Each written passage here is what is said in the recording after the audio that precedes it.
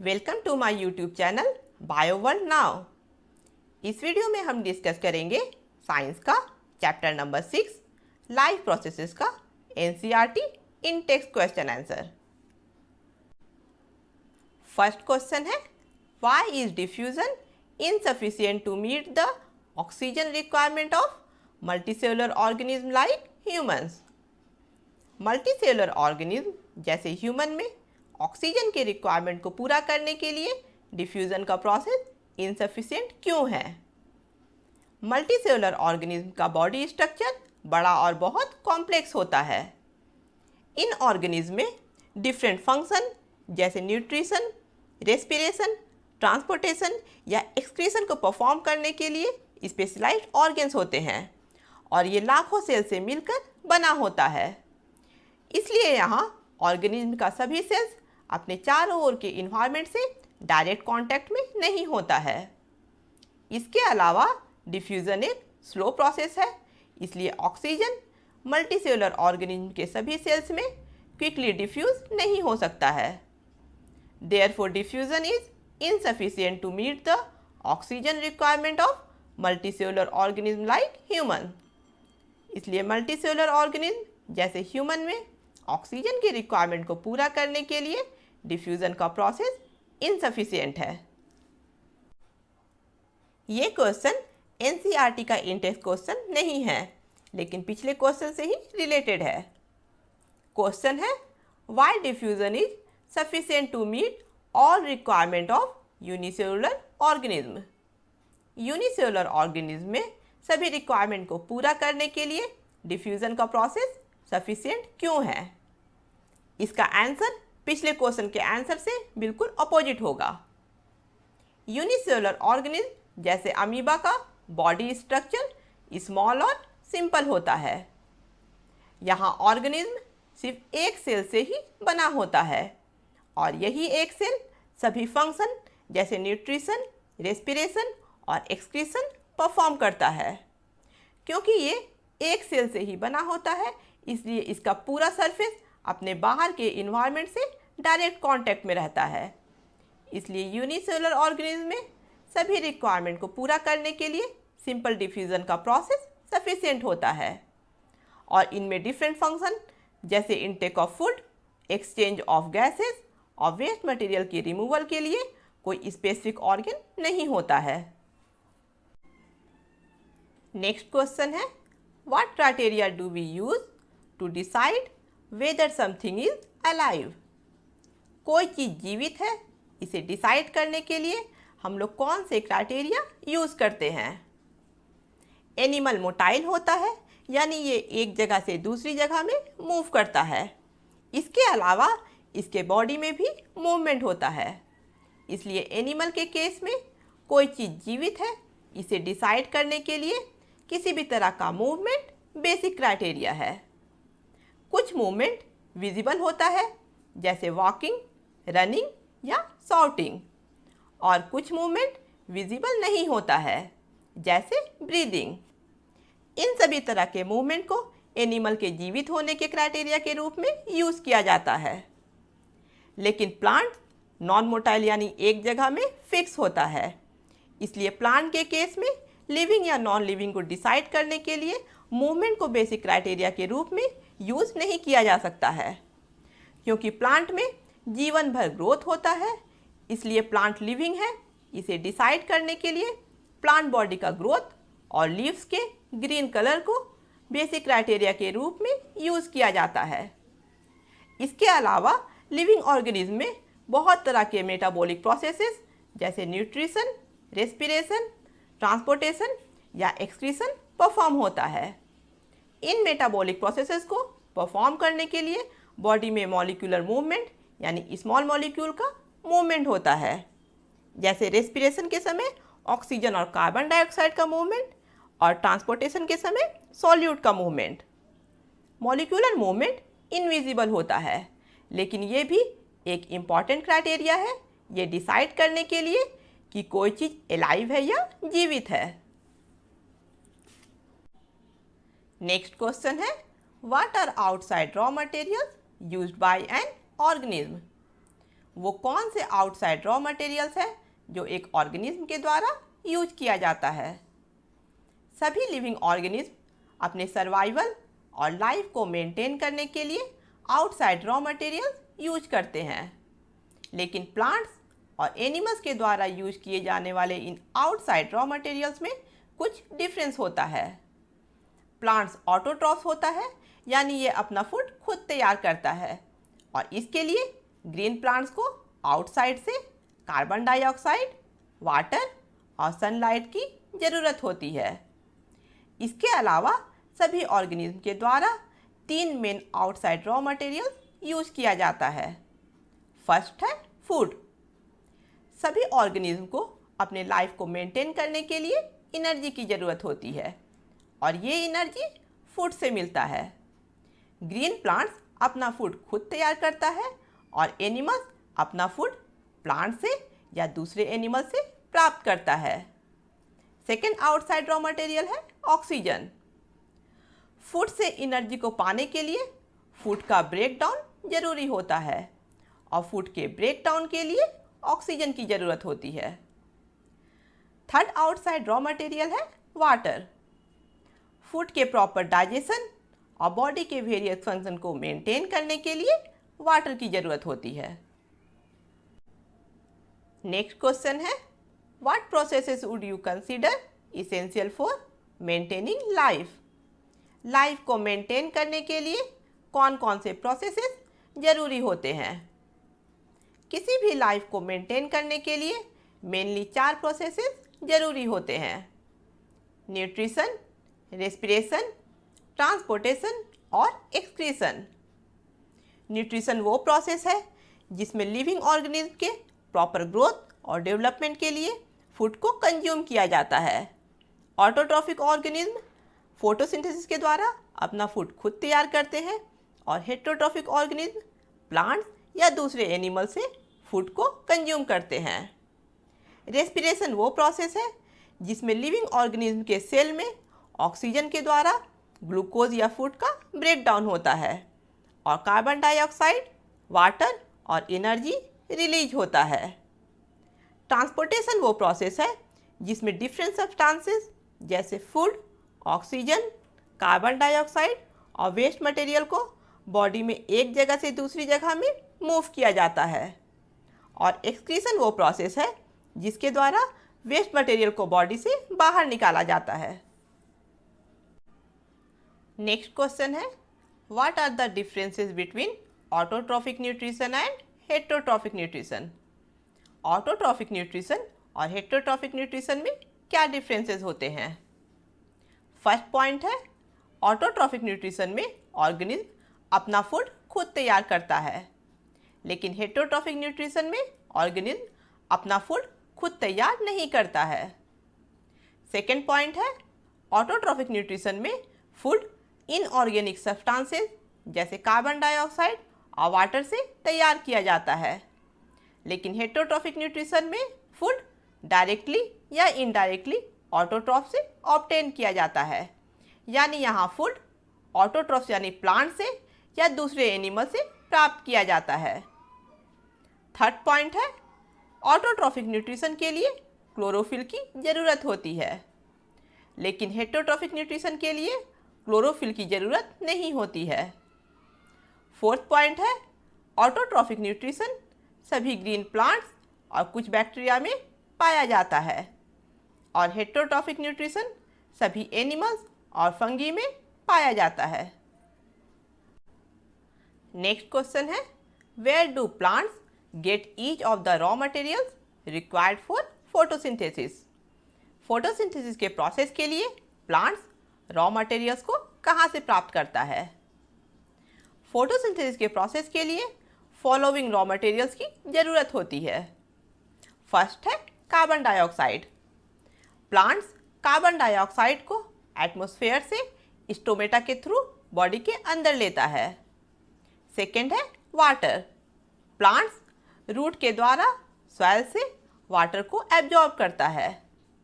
इसके अलावा फोटोसिंथेसिस के प्रोसेस के लिए सनलाइट की भी ज़रूरत होती है, जो क्लोरोफिल के द्वारा एब्जॉर्ब किया जाता है और क्लोरोफिल प्लांट्स के ग्रीन पार्ट्स में प्रेजेंट रहता है। नेक्स्ट क्वेश्चन है, what is the role of the acid in our stomach? हमारे स्टोमक में एसिड का क्या रोल है? हमारे स्टोमक के वॉल में गैस्ट्रिक ग्लैंड प्रेजेंट रहता है और गैस्ट्रिक ग्लैंड के द्वारा हाइड्रोक्लोरिक एसिड रिलीज होता है। हमारे स्टोमक में हाइड्रोक्लोरिक एसिड का दो मेन रोल है।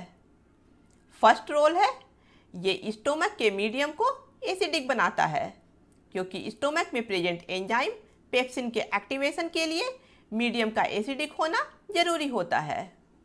और सेकेंड रोल है, ये फूड में प्रेजेंट बैक्टीरिया को मारता है। नेक्स्ट क्वेश्चन है, what is the function of digestive enzymes? Digestive enzymes का क्या फंक्शन है? Digestive enzymes complex food material को सिंपल मॉलिक्यूल्स में ब्रेक डाउन करता है। इन सिंपल मॉलिक्यूल्स को ब्लड एब्जॉर्ब करता है और बॉडी के सभी सेल्स में ट्रांसपोर्ट करता है। ह्यूमन में एलिमेंट्री कैनाल के different parts different digestive enzymes produce करते हैं। जैसे माउथ में present salivary gland saliva secrete करता है और सलाइवा में एक एंजाइम प्रेजेंट रहता है जिसे कहते हैं salivary amylase. Salivary amylase starch को सिंपल शुगर में ब्रेक डाउन करता है। स्टोमक में present gastric gland gastric juice secrete करता है और गैस्ट्रिक जूस में एक एंजाइम प्रेजेंट रहता है जिसे कहते हैं पेप्सिन। पेप्सिन प्रोटीन को स्मॉल पेप्टाइड्स में ब्रेक डाउन करता है। स्मॉल इंटेस्टाइन लीवर और पैंक्रियाज से सिक्रीशन को रिसीव करता है। इनमें से लीवर बाइल जूस सिक्रीट करता है और पैंक्रियाज पैंक्रियाटिक जूस सिक्रीट करता है। पैंक्रियाटिक जूस में दो एंजाइम्स ट्रिप्सिन और लाइपेज प्रेजेंट रहता है। इनमें से ट्रिप्सिन प्रोटीन्स को स्मॉल पेप्टाइड्स में ब्रेक डाउन करता है और लाइपेज इमल्सिफाइड फैट को ग्लिसरॉल और फैटी एसिड में ब्रेक डाउन करता है। नेक्स्ट क्वेश्चन है, how is the small intestine design to absorb digested food? Digested food को एब्जॉर्ब करने के लिए स्मॉल इंटेस्टाइन में किस तरह के डिज़ाइन या स्ट्रक्चर होते हैं? स्मॉल इंटेस्टाइन के इनर सरफेस में न्यूमेरस फिंगर लाइक यानी उंगली के जैसे प्रोजेक्शंस होते हैं जिसे कहते हैं विलाई। विलाई एब्जॉर्प्शन के लिए सरफेस एरिया को इंक्रीज करता है। इन विलाई में बहुत अधिक अमाउंट में ब्लड वेसल्स प्रेजेंट रहता है। ब्लड वेसल्स डाइजेस्टेड फूड को एब्जॉर्ब करता है और फाइनली फूड को बॉडी के सभी सेल्स में कैरी करता है। यहाँ स्मॉल इंटेस्टाइन के इनर सरफेस में numerous finger like projections villi present है जो एब्जॉर्प्शन के लिए सरफेस एरिया को इंक्रीज करता है और इन सभी विलाई में ब्लड वेसल्स प्रेजेंट है जो डाइजेस्टेड फूड को एब्जॉर्ब करता है। नेक्स्ट क्वेश्चन है, what advantage over an aquatic organism does a terrestrial organism have with regard to obtaining oxygen for respiration? Respiration के लिए ऑक्सीजन ऑब्टेन करने के रिगार्डिंग एक्वेटिक ऑर्गेनिज्म के कंपेयर में टेरेस्ट्रियल ऑर्गेनिज्म में कौन से एडवांटेज होते हैं? टेरेस्ट्रियल ऑर्गेनिज्म यानी जो ऑर्गेनिज्म जमीन में रहते हैं वो ऑक्सीजन एटमॉस्फेयर से लेते हैं और एक्वेटिक ऑर्गेनिज्म यानी जो ऑर्गेनिज्म पानी में रहते हैं वो वाटर में प्रेजेंट डिजॉल्व ऑक्सीजन को यूज़ करते हैं।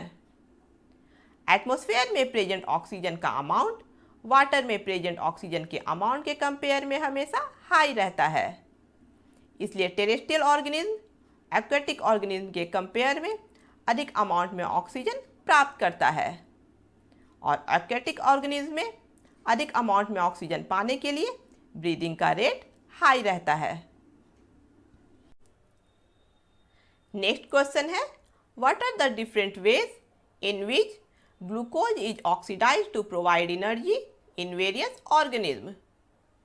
वो कौन से डिफरेंट वेज हैं जिसके द्वारा ग्लूकोज ऑक्सीडाइज्ड होता है और वेरियस ऑर्गेनिज्म को एनर्जी प्रोवाइड करता है? ग्लूकोज के ऑक्सीडेशन के फर्स्ट स्टेप में ग्लूकोज का ब्रेक डाउन होता है और ग्लूकोज जो 6 कार्बन कंपाउंड है वो 3 कार्बन कंपाउंड पायरुवेट में कन्वर्ट हो जाता है। इस प्रोसेस को कहा जाता है ग्लाइकोलाइसिस और ये प्रोसेस सेल के साइटोप्लाज्म में होता है। सेकेंड स्टेप में पायरुवेट का ब्रेक डाउन 3 डिफरेंट पाथवेज के द्वारा होता है। फर्स्ट है पायरुवेट का ब्रेक डाउन ऑक्सीजन के प्रेजेंस में। ऑक्सीजन के प्रेजेंस में पायरुवेट का ब्रेक डाउन कार्बन डाइऑक्साइड और वाटर में होता है और एनर्जी रिलीज होता है। ये प्रोसेस सेल के माइटोकॉन्ड्रिया में होता है। सेकेंड है पायरुवेट का ब्रेक डाउन ऑक्सीजन के एब्सेंस में। क्योंकि यहाँ ऑक्सीजन प्रेजेंट नहीं होता है इसलिए पायरुवेट का ब्रेक डाउन इथानॉल और कार्बन डाइऑक्साइड में होता है और एनर्जी रिलीज होता है। ये प्रोसेस ईस्ट में होता है। थर्ड है पायरुवेट का ब्रेक डाउन ऑक्सीजन की कमी में। क्योंकि यहाँ ऑक्सीजन कम अमाउंट में प्रेजेंट रहता है इसलिए पायरुवेट लैक्टिक एसिड में कन्वर्ट हो जाता है और एनर्जी रिलीज होता है। ये प्रोसेस हमारे मसल सेल्स में होता है। ग्लूकोज ब्रेकडाउन के सभी स्टेप को लिखने के साथ साथ इस फ्लो चार्ट को बनाना भी जरूरी है। यहाँ ग्लूकोज ब्रेकडाउन के फर्स्ट स्टेप में ग्लूकोज जो 6 कार्बन कंपाउंड है वो 3 कार्बन कंपाउंड पायरुवेट में कन्वर्ट हो जाता है और एनर्जी रिलीज होता है। ये प्रोसेस सेल के साइटोप्लाज्म में होता है। सेकेंड स्टेप में पायरुवेट का ब्रेकडाउन होता है। जब पायरुवेट का ब्रेकडाउन ऑक्सीजन के प्रेजेंट में होता है तो कार्बन डाइऑक्साइड और वाटर प्रोड्यूस होता है और एनर्जी रिलीज होता है। ये प्रोसेस सेल के माइटोकॉन्ड्रिया में होता है। जब पायरुवेट का ब्रेकडाउन ऑक्सीजन की कमी में होता है तो लैक्टिक एसिड प्रोड्यूस होता है और एनर्जी रिलीज होता है। ये प्रोसेस हमारे मसल सेल्स में होता है। और जब पायरुवेट का ब्रेकडाउन ऑक्सीजन के एब्सेंट में होता है तो इथानॉल और कार्बन डाइऑक्साइड प्रोड्यूस होता है और एनर्जी रिलीज होता है। ये प्रोसेस ईस्ट में होता है। नेक्स्ट क्वेश्चन है, how is oxygen and carbon dioxide transported in human beings? Human beings में ऑक्सीजन और कार्बन डाइऑक्साइड कैसे ट्रांसपोर्ट होते हैं? ऑक्सीजन और कार्बन डाइऑक्साइड दोनों ही ह्यूमन बीइंग्स में ब्लड के द्वारा ट्रांसपोर्ट किए जाते हैं, लेकिन डिफरेंट तरीके से। फर्स्ट है ट्रांसपोर्ट ऑफ ऑक्सीजन। ह्यूमन में रेस्पिरेटरी पिगमेंट हेमोग्लोबिन होता है जो ब्लड के आरबीसी यानी रेड ब्लड कॉर्पसल में प्रेजेंट रहता है। हेमोग्लोबिन का एफिनिटी ऑक्सीजन के लिए हाई रहता है, इसलिए हेमोग्लोबिन लंग्स के अल्वियोलाई से ऑक्सीजन को लेता है और उसे बॉडी के सभी सेल्स में कैरी करता है। हेमोग्लोबिन ऑक्सीजन के साथ कंबाइन होकर ऑक्सीहेमोग्लोबिन फॉर्म करता है और इस तरह से ऑक्सीजन ह्यूमन में ब्लड के द्वारा ऑक्सीहेमोग्लोबिन के रूप में ट्रांसपोर्ट होता है। सेकेंड है transport of carbon dioxide. Carbon dioxide oxygen से अधिक सॉल्यूबल होता है, इसलिए ये ब्लड में डिसॉल्व फॉर्म में ट्रांसपोर्ट होता है। ब्लड कार्बन डाइऑक्साइड को बॉडी के सभी भागों से कैरी करता है और उसे लंग्स के अल्वियोलाई में रिलीज कर देता है। नेक्स्ट क्वेश्चन है, how are the lungs design in human beings to maximise the area for exchange of gases? Human beings में गैस एक्सचेंज के एरिया को इंक्रीज करने के लिए लंग्स में किस तरह के डिज़ाइन या स्ट्रक्चर होते हैं? ह्यूमन में दोनों लंग्स चेस्ट के थोरैसिक कैविटी में प्रेजेंट रहता है। लंग्स में ब्रोंकाई स्मॉलर ब्रांचेज में डिवाइड होता है जिसे कहते हैं ब्रोंक्यूल्स। ब्रोंक्यूल्स के एंड में small sac like structure present रहता है। इन सैक लाइक स्ट्रक्चर को कहते हैं अल्वियोलाई। अल्वियोलाई गैस एक्सचेंज के लिए लार्ज सरफेस एरिया प्रोवाइड करता है और ये चारों ओर से ब्लड वेसल्स के नेटवर्क से घिरा हुआ होता है। इन्हेलेशन यानी सांस लेने के समय हमारा डायफ्राम फ्लैटेंड यानी चपटा हो जाता है और चेस्ट कैविटी बड़ा हो जाता है, जिसके कारण एयर लंग्स में इंटर करता है और अल्वियोलाई में एयर भर जाता है। ब्लड कार्बन डाइऑक्साइड को बॉडी के सभी भागों से कैरी करता है और उसे अल्वियोलाई में रिलीज कर देता है। ऑक्सीजन को ब्लड अल्वियोलाई से लेता है और उसे बॉडी के सभी भागों में ट्रांसपोर्ट करता है। इस चैप्टर के आगे के इन टेक्स्ट क्वेश्चन को हम लोग नेक्स्ट वीडियो में डिस्कस करेंगे। अगर आप लोगों को ये वीडियो पसंद आया है तो इसे लाइक करें, अपने फ्रेंड्स के साथ शेयर करें और मेरे चैनल को सब्सक्राइब करें।